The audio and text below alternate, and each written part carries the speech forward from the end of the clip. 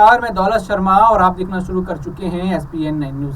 प्रधानमंत्री नरेंद्र मोदी ने कहा कि बीजेपी तेलंगाना को भारत राष्ट्र समिति BRS के चंगुल से बाहर निकालेगी। एक रैली के दौरान मोदी ने कहा KCR को बीजेपी की बढ़ती हुई ताकत का एहसास बहुत पहले हो गया था। लंबे समय से KCR इस कोशिश में थे कि किसी तरह बीजेपी से दोस्ती कर लें। जब वो एक बार दिल्ली आए थे तो मुझसे मिलकर भी KCR ने यही रिक्वेस्ट की थी, लेकिन बीजेपी तेलंगाना के लोगों की इच्छा के खिलाफ कोई काम नहीं कर सकती। जब से बीजेपी ने KCR को मना किया है तब से BRS बौखलाई हुई है और मुझे गाली देने का कोई मौका नहीं छोड़ती।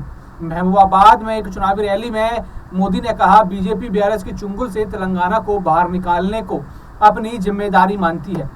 KCR ने यहाँ जो भी घोटाले किए हैं, बीजेपी सरकार उनकी जांच कराएगी। तेलंगाना को इस फार्म हाउस CM की जरूरत नहीं। तेलंगाना के गरीबों और युवाओं से विश्वासघात करने वालों को बख्शा नहीं जाएगा। हमने BRS के भ्रष्ट लोगों को जेल भेजने का संकल्प लिया है। कांग्रेस और BRS पर प्रहार करते हुए मोदी ने दोनों दलों को तेलंगाना को बर्बाद करने के लिए समान रूप से जिम्मेदार ठहराया। मोदी ने कहा, BRS की कार के 4 पहिए और एक स्टीयरिंग कांग्रेस के पंजे से अलग नहीं है। दोनों दलों की तुष्टीकरण की नीति है जो धार्मिक विभाजन पैदा करती है। दोनों पार्टियां भ्रष्ट हैं और परिवारवाद में विश्वास रखती हैं।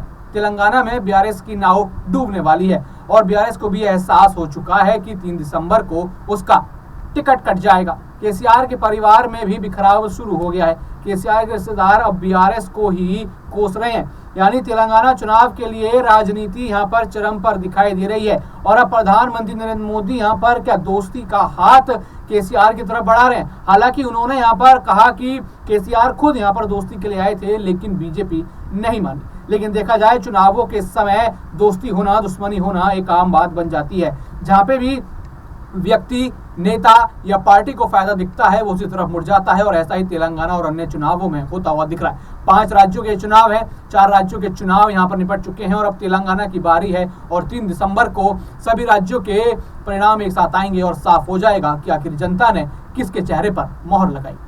बाकी और भी ऐसी खबरें जानने के लिए देखते रहिए SPN 9 न्यूज। धन्यवाद।